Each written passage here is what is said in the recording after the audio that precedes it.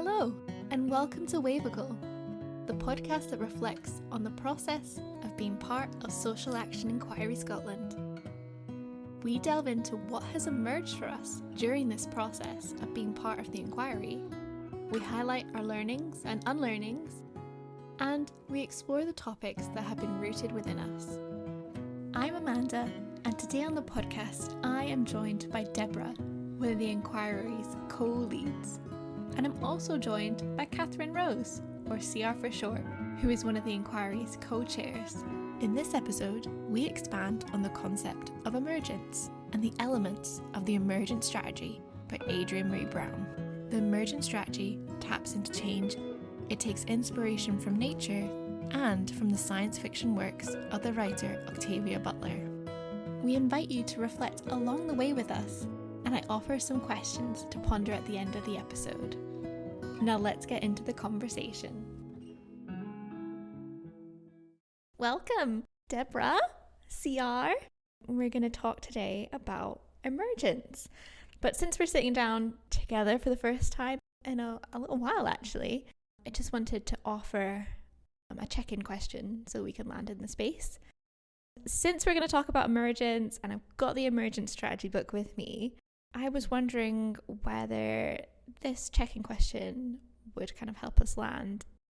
We could maybe pick an element of nature that best represents how we're arriving today. Let me know if that suits. Yeah, good question.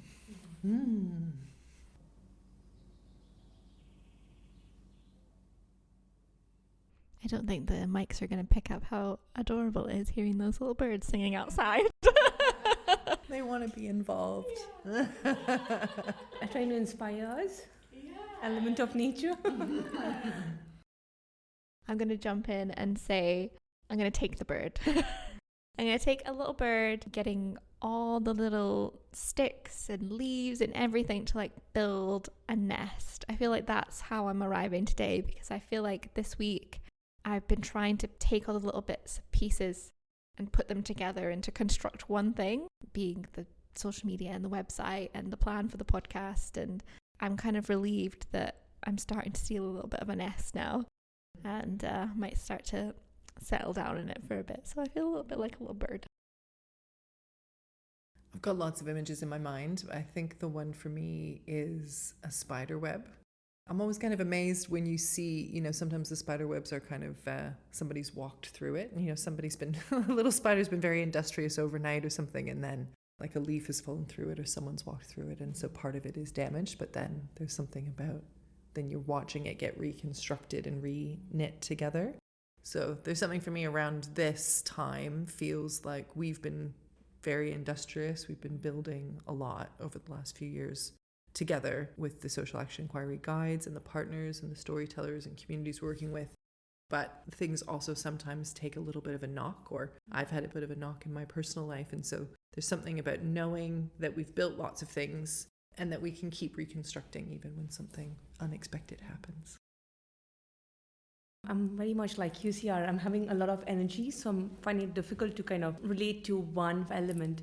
I will go with a familiar idea that we have about roots and kind of going in the ground, and how we may see this plant standing and not really know what work is going on underneath and what's helping hold that tree up and nourish it.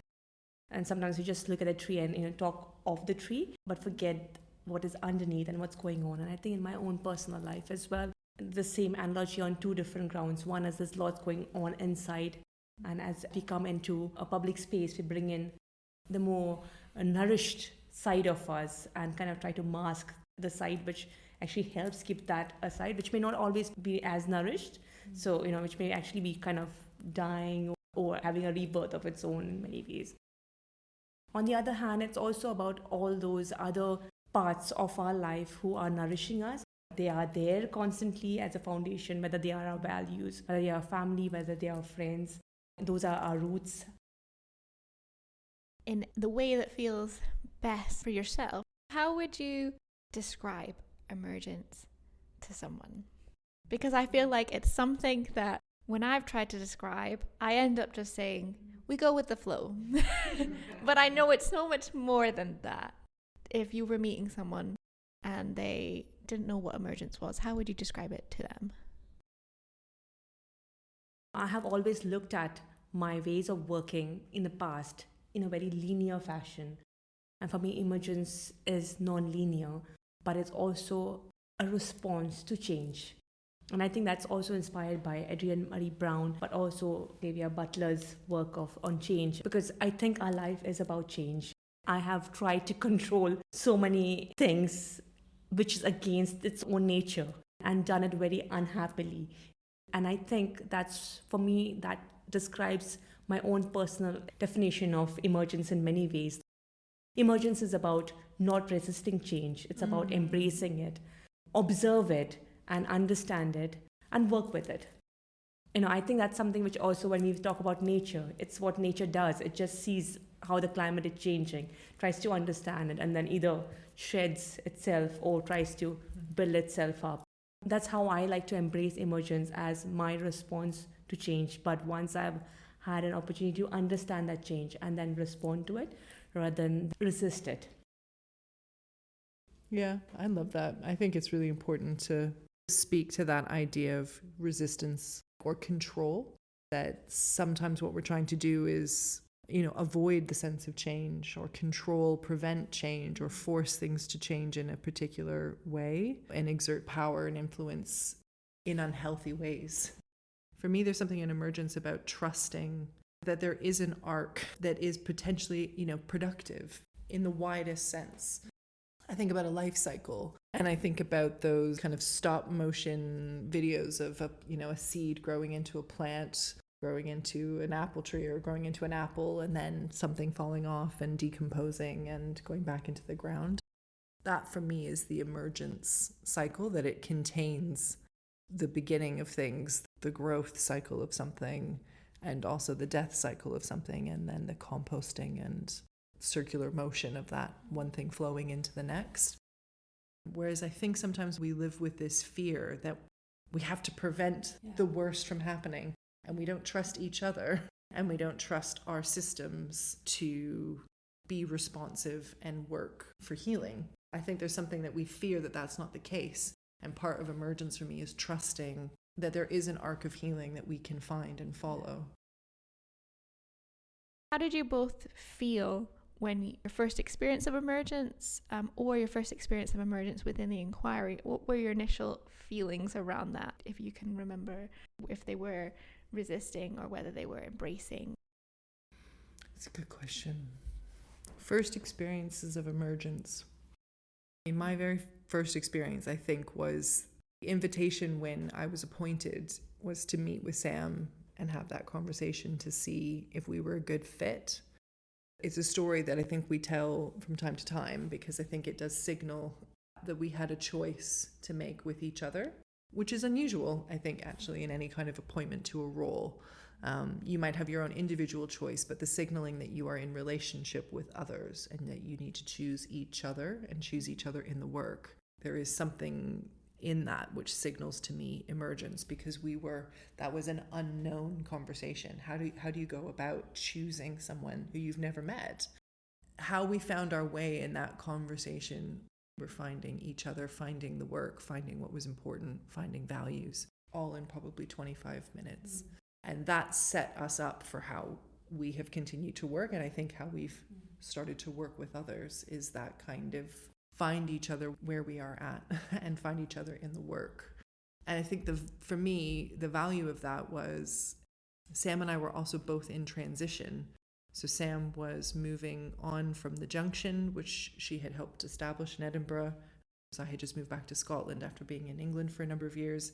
So we were in the middle of a change process ourselves in our lives. And so I think there's something for us about we also allowed the change that was happening outside of the work to be real and affect the way that we set things up and how we worked with each other. We didn't try to contain the inquiry to just these hours in the week. We let it be part of our lives and part of how we came to know each other as people. So there's something about the wholeness of that, which I think is part of emergence, allowing each other to be whole people. I didn't know it was Emergence, but I think I battled with Emergence. I'll say battle because it was part of who I was bringing into conversations with people pre-inquiry. It was not welcomed and it was embraced with a lot of confusion, which led to more confusion within me as well. It was a love-hate relationship to begin with. I would try to work emergently, but that was not the ways of the systems that I was within. As I was moving into the inquiry, that first short video call on WhatsApp with Daryl was my first encounter with Emergence, because we brought in our own perspectives and it was nothing about work. It was about, as you were saying, Sierra, it was about our life and, about our beliefs and about our faith and about our hopes and aspirations and about what we did before and, what our journeys were. And, it was so beautiful to talk about that and think of that as not a waste of time, which I'm not used to other ways of working. And I'm thinking, oh, this is how I want to work. There is a lot of unclarity, and that's, I think, one of the traits of Emergence as well. You don't need to be clear with everything. You need to name things, but you don't have to be clear, and getting more confident into what Emergence is. But that was my first encounter with Emergence. Thanks, Debbie. I'm trying to think of mine. Yeah, I think coming from a background of science and academia where everything is so structured and things are so thought through, but yet they could never be fully predicted. I think that maybe that aspect of it came through for me. But I guess in that environment, it was when things become unpredictable, what's your new plan? Which I guess you go back into the cycle of plan, predict and plan. But I just wanted to read out some of the elements of the Emergence strategy, and we can maybe dip into whether any of these resonate with you or resonate with the work of the inquiry, and we can talk about some of our experiences. The first one is mycelium, which is the fungus that grows underground in thread-like formations. Adrienne Maree Brown connects this to the aspect of being interconnected and detoxification. The second element is ants. Ant societies functioning through individuals acting as a collective, and the element there is cooperative work and a collective nature with sustainability. The third one is ferns. This is used because of small-scale solutions that can impact a whole system, so using the similar principles to build at all scales. The fourth one is Wavicle, wave-particle duality. This connects to uncertainty and doubt, valuing both the process and the outcome. The fifth element is starlings, the synchronized movement pattern of a starling flock that looks into collective leadership, partnership, and adaptability. And the last element is dandelion. I have many in my garden currently, which I'm leaving after reading this book. The dandelion flower head can change into a white seed head overnight. The entire plant actually has medicinal properties and is often mistakenly identified as a weed and aggressively removed. And so here we're looking at resilience, resistance, regeneration, and decentralization.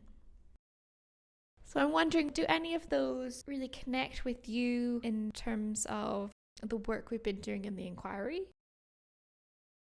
Yeah, I think they do.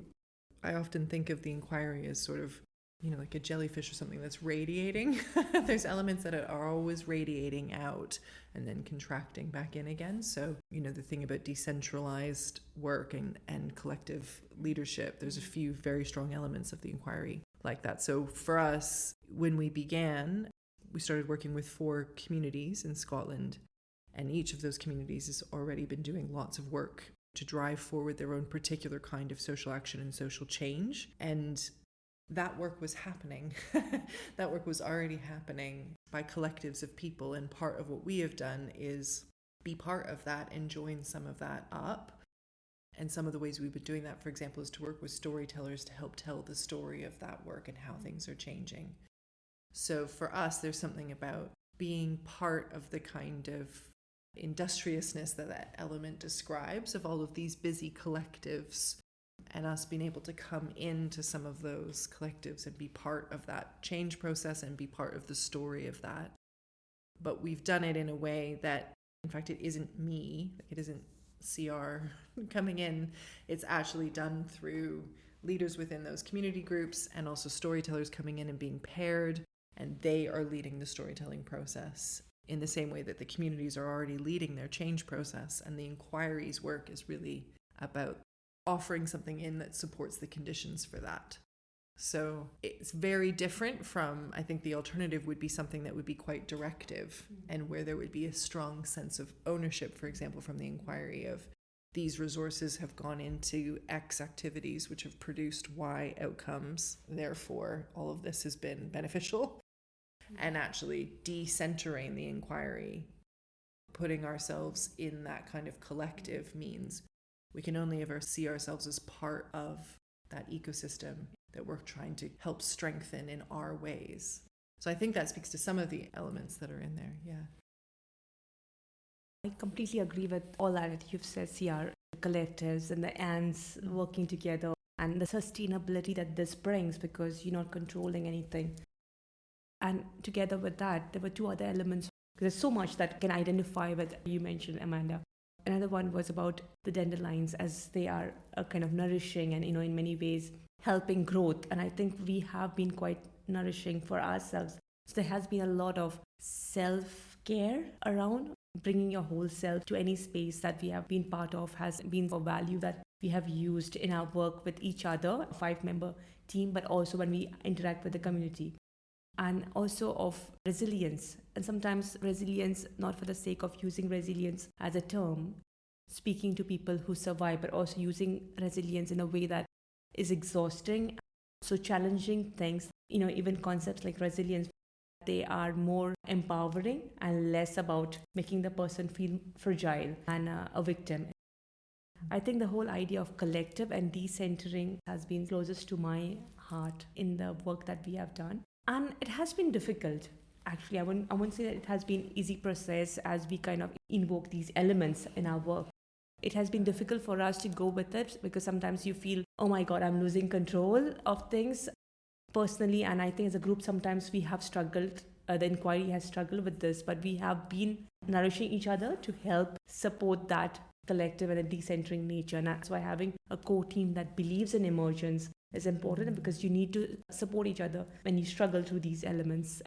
Time has been another factor, because emergence requires time, and we have all not had the same amount of time to embrace emergence. So you may have had one set of time, CR, as a co-chair, as a co-lead. Daryl and myself had another span of time to embrace emergence. Same with you, Amanda. The guides who came on board and the storytellers who came on board and the communities who came on board didn't have the same amount of time to engage and embrace emergence that we did. And hence there can be a lapse in terms of how emergence has been embraced, because emergence does require time. And that has been a little bit of a struggle as we had tried to embrace these elements. But we have done it in doing things that we felt made us joyful and happy and loved. I remember speaking about these values and these elements in the beginning, and someone actually from the community, and actually one of the guides, saying, it'll be interesting to see how you actually work with these values, because they are actually challenging capitalist values that are quite a priority at the moment. It may not be as big, it may be small steps. We have been able to use the values that we believe in, which may be joy and love and care, and the elements that you just mentioned, through small steps. Yeah, that's nice. I like, talking about what the challenges have been, and certainly time. It's a huge theme for us. It's a very important experience and understanding that we've gained through this work about the challenges of working with those different time frames and understanding. We always talked about time being something that was maybe more fluid, less linear, but I think the experience, the kind of felt experience of the inquiry, has taught us a lot. But in terms of one of the elements, the learning that we've had, that time is our most precious resource, it speaks to that element about the process, focusing on the wave and the process. So for us, we've paid attention to the how. We've had a vision of where we want to go. We want to follow that arc of social change. We want to be part of the conditions that help enable that in Scotland. The thing that we knew that we could do was the how. How do we meet? How are we together? How do we do this work with others? And so the depth of learning that we've now got about the challenges that we've had is because we've paid attention to the how. I think the other element I wanted to draw attention to was that detoxification. I love that you use the word nourishing, and I think for me it's both. It's the bringing healthy nutrients into the system, but also drawing out the things that are negative and harmful. of the communities that we're working with, each one of them can speak very specifically to harms. So that might be systemic racism, that might be very punitive justice system that we operate in, that might be the lack of support around addiction and substance misuse and the kind of stigma around that. Or, yes, again, that a capitalist system drives inequality and prevents people from having access to good housing. Like, these are things that are very sharp in terms of how people are experiencing them right now in Scotland. And what the inquiry and what social action is trying to do is draw some of that pain out by finding collective solutions to it. And we, I think, are just trying to tell the story of how that detoxification can happen. Thank you for bringing that up, both. I think it's so useful. I also want to draw that mycelium example where I think sometimes communities don't realize the power that they have within, and they feel that they need to rely on systems to help.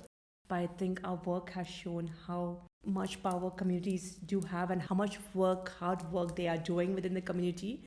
And it has been so inspirational for us to see all that is going on, but how they are also reaching out to other communities. As we go and visit the community, we see people from another community, an ongoing organic conversation that has been there even pre-ours, and thinking, oh my God, this needs to be highlighted. Like, communities nourishing each other, like how the mycelium works in many ways. And sometimes if it's not through direct resources, it's through indirect connections that they support and help each other sustain. And I think that is another element which we see that happening around us. So we've talked a little bit about some of the struggles with Emergence, definitely the time aspect, and it takes time to embrace it, let alone let it run its course. I feel like especially one of the struggles is being in a space with people who are so in tune with doing social action. They're activists, they want action, and you're offering a slower approach of Emergence has definitely been a bit of a pain point. And I'm just wondering, maybe we could tap into why should we still have Emergence in spaces such as the inquiry, our lives, or any other social action spaces? For me, we have tried planned approaches in the past, activism from the 50s and 60s and 70s, and we've always tried these direct action-based firefighting strategies. And we're still talking of the same issues in 2023. Us just doing action oriented stuff. If it has not worked, maybe, just maybe, we may need to try a different strategy.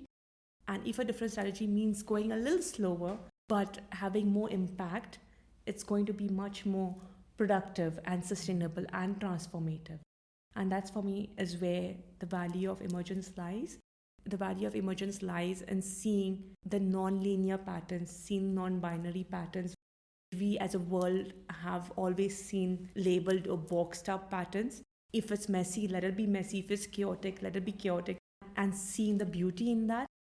And that's why, for me, it's important to try Emergence, which speaks to decentering, which speaks to the elements that you just mentioned, but also speaks to naming the messiness and the chaotic and not trying to challenge or change it, but be influenced with it. It talks about self-care, it talks about community care, and it talks about planet care. And I think that these are the three aspects which we are all struggling to work from action-based works. Otherwise, we would not be talking about inequality.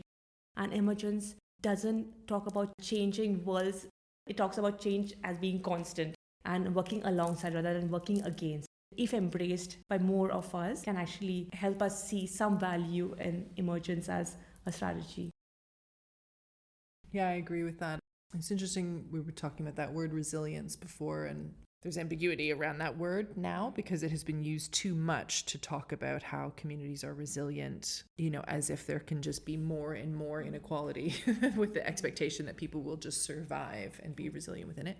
So I've been playing around with things like, elasticity or something else that helps, when we're thinking about mycelium or we're thinking about the spider's web that I talked about at the top, around something that can flex but is very strong, but also, can break if there is too much pressure on it. It's an acknowledgement that there is a breaking point of something.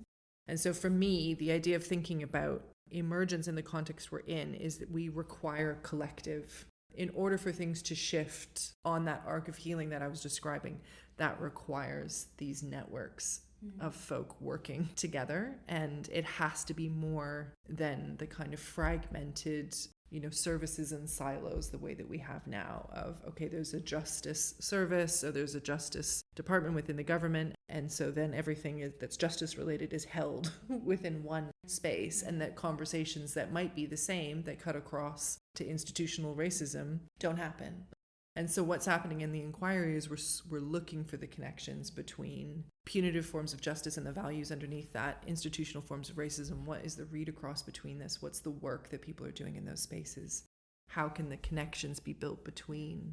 Because I think what we are resisting is that fragmentation. And I think what we're also resisting is these very hierarchical forms of power that assume that someone needs to be dominant. There needs to be a set of dominant ideas, that things cannot work in harmony, that we cannot have equity, that we have to create hierarchy. And emergence forces us to resist that. So as you were talking, I kept thinking of that Audre Lorde quote about, the master's tools. You can't use the master's tools to dismantle. I can't quote it perfectly, but you can't use those tools to dismantle the power structures. And so working in hierarchical forms of power, or something that is very linear, that doesn't acknowledge fluidity, interdependence, if you try to use those strategies to dismantle that system, you just recreate it. Completely agree, yeah.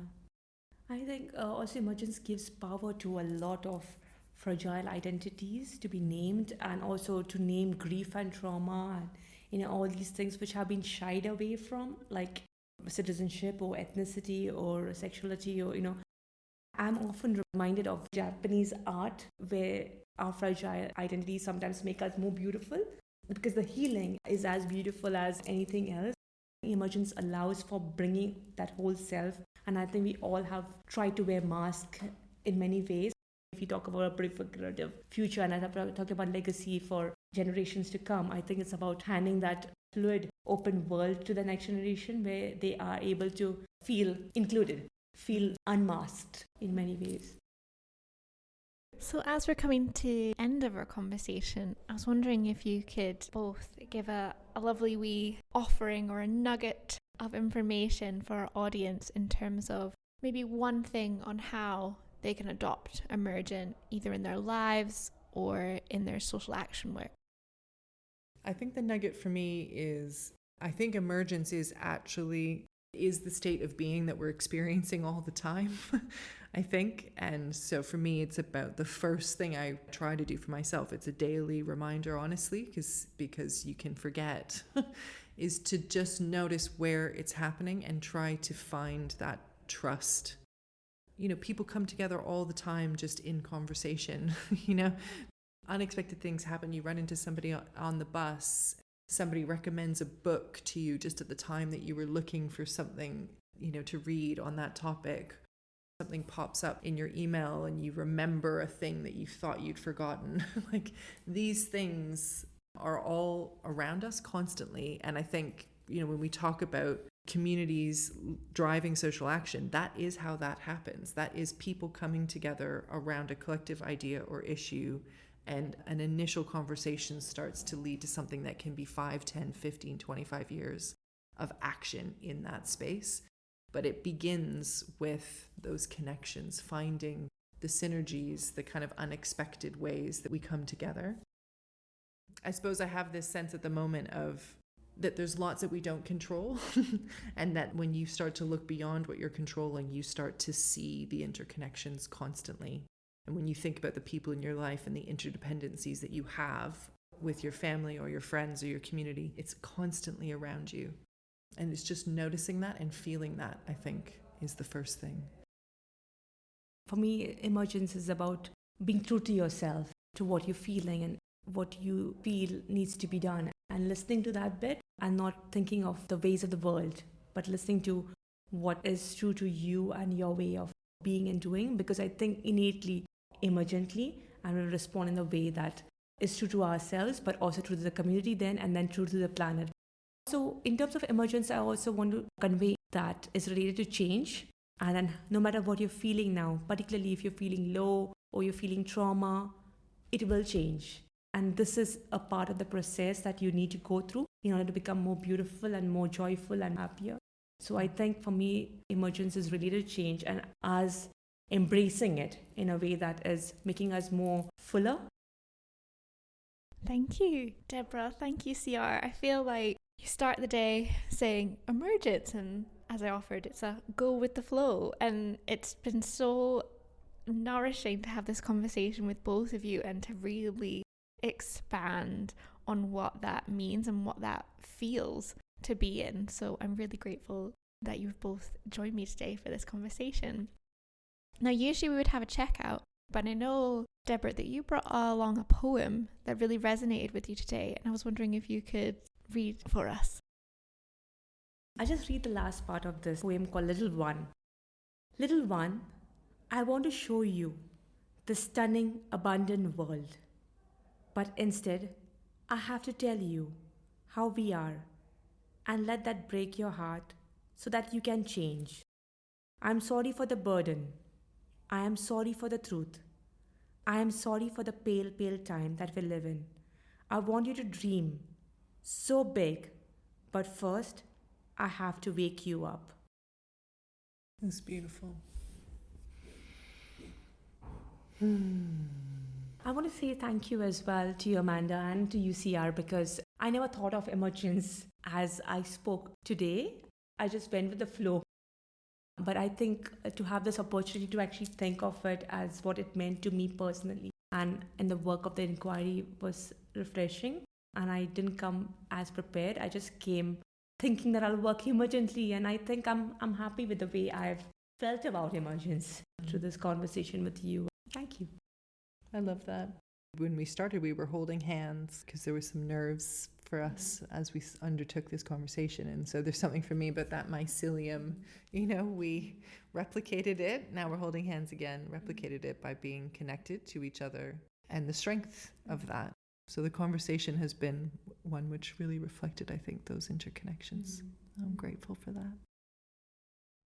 Thank you for joining us on this episode about emergence. I have 2 questions that you can ponder in your own self-reflective time. And these are, how can you begin to notice and incorporate emergence in your life? And the second question is an invitation, in fact. An invitation to engage with the works of the Emergence Strategy by Adrienne Maree Brown, whether that be through an independent bookshop, your local library, or borrowing a copy from a friend. Thank you again for joining us on the Wavicle podcast, and we can't wait for you to join us for the next one.